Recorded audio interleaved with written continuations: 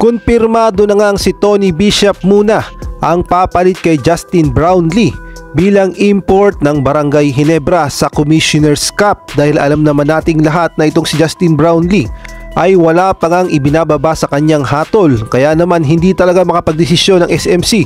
kung makakapaglaro ba si Justin Brownlee sa Barangay Ginebra, kaya kumuha muna sila ng pwedeng ipalit kay Justin Brownlee. At eto na nga, si Tony Bishop muna ang papalit kay Justin Brownlee bilang import sa Barangay Ginebra.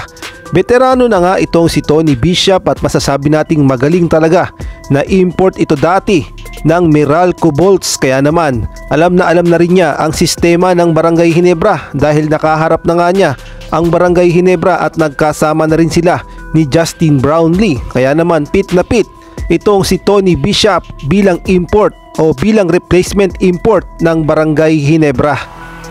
Kaya abangan na lang natin kung paano matutulungan ni Tony Bishop ang Barangay Ginebra upang madepensahan nila ang kanilang titulo sa Commissioner's Cup.